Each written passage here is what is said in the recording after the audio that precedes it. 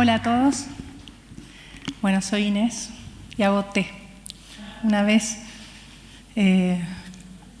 después de trabajar en un museo muy conocido, en el Guggenheim del Soho, llamo a mi padre, largué el laburo y lo llamo a mi padre por teléfono, abogado, muy tradicional, y le digo: papá, dejé mi trabajo, ahora voy a hacer té. Y el pobre me contestó: ¿test vocacional? Y yo decía: no, té para tomar. Y su respuesta era: ¿pero no hay algo un poco menos hippie que mezclar yuyos? Pero bueno, la historia no empieza ahí. Hace poco, hablando con Pablo, que es uno de los organizadores, la charla se fue yendo de un lado al otro, de un lado al otro, y se ve que en esa confianza me dejé llevar. Y me dejé llevar porque sentía que el ambiente era cálido, que uno podía abrirse desde lo más noble, desde lo más lindo de uno. Y me pregunta: ¿cuál es el primer olor que recordás? ¿Cuál es así una sensación? Y ahí quizás empieza. 8 años en General Rodríguez, en el campo de unos primos, un campo lindísimo y una avenida de árboles, una manada de caballos, y yo arriba de una yegua que se llamaba Nube. Y me acuerdo esa sensación de libertad absoluta. Inhalar, exhalar, inhalar, exhalar, inspirar, exhalar, inspirar, exhalar, inspirar, inspirar, inspirar, y ahí nace la historia. ¿Cuál es mi misión? ¿A qué me quiero dedicar? Y ahí me di cuenta que en realidad necesitaba inspirarme para poder inspirar. Y haciendo algo simple, probablemente algo muy simple, pero quería hacer esta cadena, esta red, donde uno está en estado esponja, donde uno está en este sponge mood, lo llamo yo, que es en este estado de dejarse inspirar, dejarse llevar por una charla y que nos lleve a algún lugar, para que después dar el lugar a un nacimiento, a que llegue algo nuevo. Y creo que si todos nos dejamos inspirar y todos nos dedicamos a transmitir esta inspiración, somos todos creativos y somos todos emprendedores, porque en algo que hacemos todos podemos inspirar al prójimo. La historia por ahí algunos ya la conocen. De chica el olfato siempre tuvo mucho que ver en mi vida. Recuerdo el olor a las tostadas, ese olor a casa, ¿no? Ese olor de llegar del colegio y el olorcito a pan tostado, este recuerdo del campo, el recuerdo del pasto recién cortado y tantos olores que vienen a mi mente, pero no todo fue lindo y no todo era lindo. Empiezo a tener dolores de cabeza muy fuertes cuando iba séptimo grado, ya primer año, segundo año, secundaria. Y estos dolores de cabeza no podíamos lograr entender de dónde venían, pero eran unas migrañas fuertísimas. A los 18 años me voy a vivir a París y empiezo a tener estos dolores de cabeza con mucha más frecuencia, donde me empiezan a hacer estudios y entienden que lo que yo tenía era olfato absoluto, que es como el oído absoluto pero en el olfato, y que había ciertos olores, como cuando limpiaban los pisos del colegio con lavandina y ciertos productos de limpieza que detonaban estos dolores de cabeza. Y ahí me ofrecen hacerme una pequeña operación para obstruir mi olfato. Sé que es mucho más romántico y corajudo decir que quise cambiar algo que me complicaba por algo lindo, pero no fue así. Me daba pánico. Soy re miedosa de una aguja y me muero de miedo. Soy pro mucho todo natural. Me gusta los yuyos, el campo, las montañas. Y dije: no me opero ni loca, me muero de miedo. Prefiero quedarme con el dolor de cabeza. Pero estos dolores de cabeza eran, y empecé, sí, a querer usar mi olfato y a querer entender este olfato. ¿Qué era esto que volvía a inhalar, exhalar, inhalar, exhalar? Algo que me llevaba a tanto placer era algo que me llevaba a tanto dolor. Y así es como dije: ¿cómo lo puedo usar? Y empecé a estudiar como perfumista. Mi trabajo empieza como perfumista en el sur de Francia, en Grasse, y yo decía, bueno, esto tiene que ser fácil, tengo que aprender a distinguir las notas, tengo que aprender a armar familias olfativas. La mayoría de la gente dice perfume de rosas, y yo digo, ¿qué rosas? Las Charles Aznavour, las Lady Miltington, las Iceberg, las Blue Parfum, o sea, hay tantas rosas como aromas. Perfume cítrico, limón, quinoto, lima, bergamota, mandarina, clementina, o sea, ¿cuál de los cítricos? Y así es como empiezo a estudiar como perfumista, pero me di cuenta que no me divertía nada estar dentro de un laboratorio, no tenía que ver con mi forma de ser. Como de chica pintaba, dije, bueno, esto lo estudio, perfecto, pero voy a volver a la pintura. Me voy a Nueva York y consigo un trabajo en el Guggenheim del Soho. Nada era tan glamoroso. Llegué a Nueva York, no tenía visa, conseguí cubrir los remates de Sotheby's y de Christie's, dos grandes casas de remates, cubriéndolos para la Gaceta Tucumana. O sea, era rarísimo todo el enganche hasta lograr un trabajo, pero yo sabía que era el lugar. Y trabajaba en este museo, pero la parte de abajo era una casa de té fantástica. Y a mí me encantaba ir, y cuando llegaba, había algo donde yo sentía que era el lugar. Creo que tenía que ver con mi personalidad, y creo que tenía que ver un poco con esto de cuando uno encuentra su latido, cuando uno encuentra el lugar donde uno fluye, donde uno es abundante. Es así que me gustaba ir y decir, quiero esto, con esto, con esto, con esto, y por suerte toda la gente que hacía la fila decía, quiero lo mismo, quiero lo mismo, quiero lo mismo, quiero lo mismo, hasta que un día me ofrecen ir a trabajar ahí. Yo enseguida sentí que en esa fusión de Oriente y Occidente es donde estaba yo.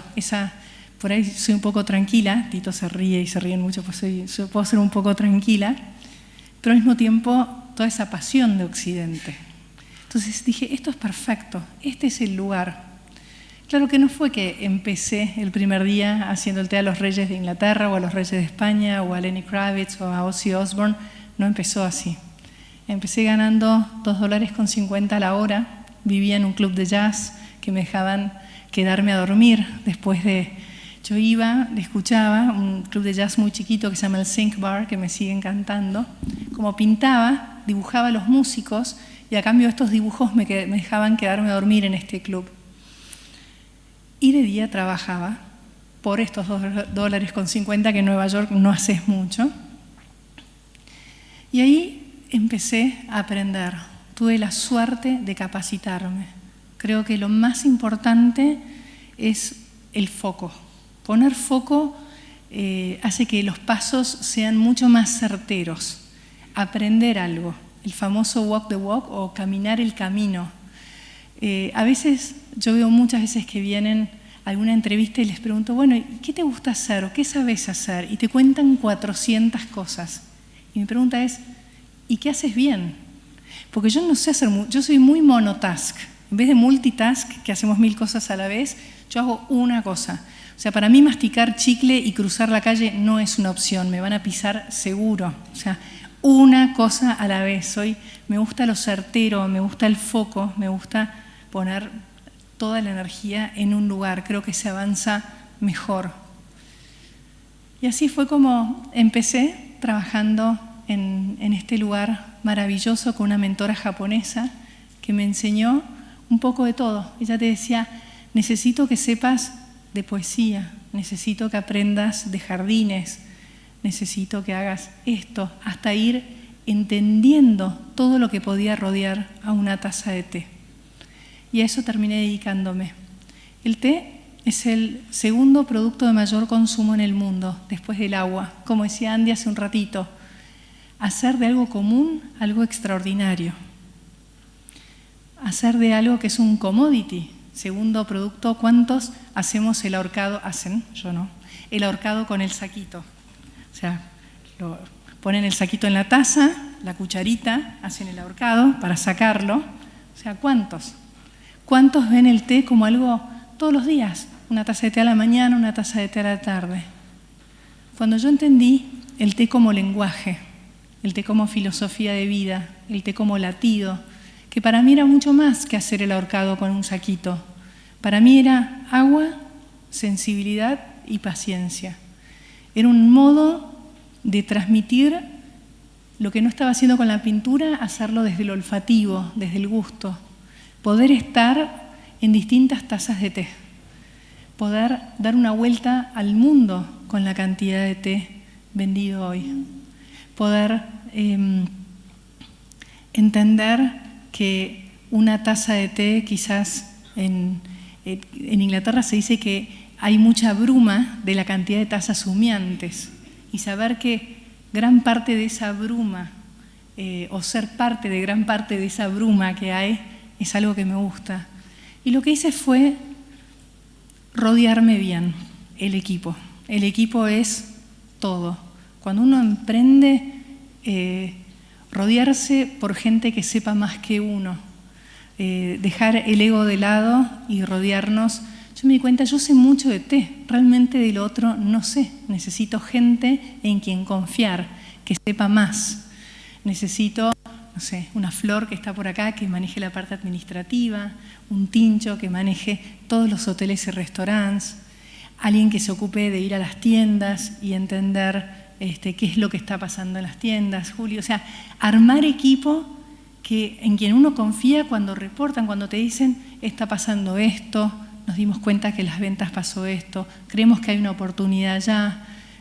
Empezar a entender qué es lo que está pasando, pero de nuevo el foco, no salirnos del foco, no querer hacer todo, no querer hacer todos los pasos es fundamental. Chilosophy nace sin capital, nació con $132, pero creo que nació con un gran capital que era el know-how, el haber estudiado, el haberme educado. Yo creo que la educación es nuestro mayor capital, el aprender de algo. Muchas veces lo ponen como titular. Empezó su empresa con $132 y hoy tiene presencia en 20 países. Pero yo no empecé con $132.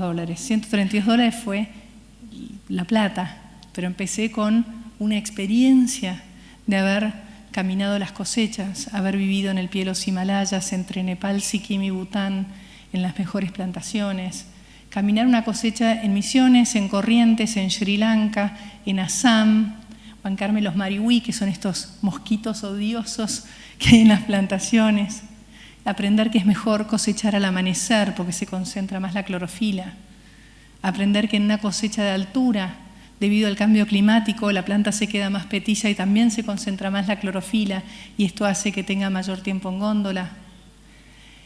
Y aprender un modo de contar.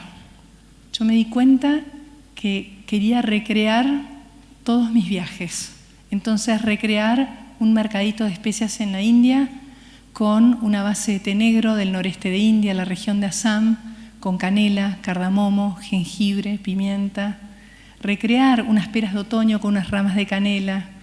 El perfume del Chelsea Arts Club en Londres, un hotelito chiquito que tiene una pérgola de rosas maravillosas con una base de té verde con rosas, lavanda y vainillas de Madagascar. Aprender la búsqueda exhaustiva de ingredientes, que las mejores clementinas vienen de Calabria, son estas mandarinas chiquitas que el secreto es poder pelarlas con una sola mano. Aprender que los frutos rojos de nuestra Patagonia son maravillosos, pero que es muy importante saber secarlos para que no se abichen. La importancia de que el cedrón no se enfarde para que no se quiebre y cómo hacer para que no haya contaminación de olores. La idea es simple, hago té, mezclo yuyos, en definitiva, con un poco de onda, eso dicen, pero no es otra cosa que hacer de un commodity, de unas simples hojas de té, agua, sensibilidad y paciencia, algo mágico.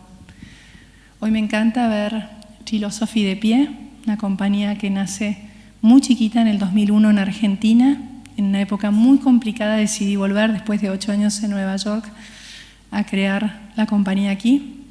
Después vino Intizen, que muchos conocen seguramente, que está en todos los supermercados y que hoy está en Harrods, en Bon Marché, en Galeries Lafayette, en Beirut, en muchos países. Y después Chamana, esta línea de infusiones que son Detox, Energy y todas estos blends. Vuelvo a lo más simple. Inhalar, exhalar,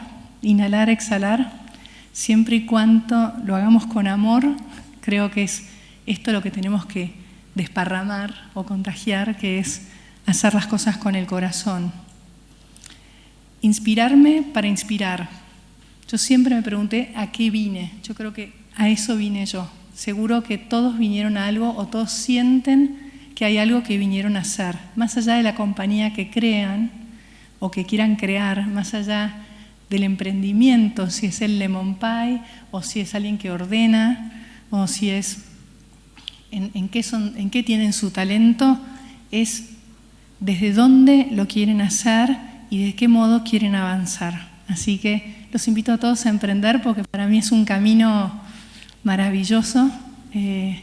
Hace 15 años que está Philosophy y han habido momentos muy complejos por supuesto, pero la verdad es que lo haría hoy 1 y 1000 veces y a veces uno se da cuenta que todas las cosas que pasaron tenían que pasar para que yo hoy esté acá. Así que bueno, muchísimas gracias.